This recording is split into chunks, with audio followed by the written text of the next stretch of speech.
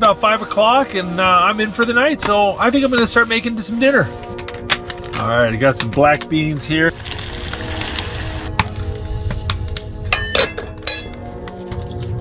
Oh, these onions are frozen.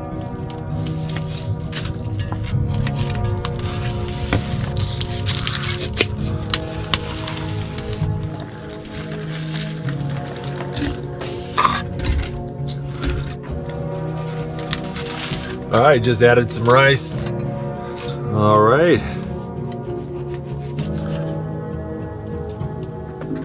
Put a little hot sauce on there. I'm so hungry. This smells amazing. Oh. I gotta tell you what, beans and rice are an amazing camping food. Not only are they delicious, it's non-perishable and takes up hardly any room in your backpack.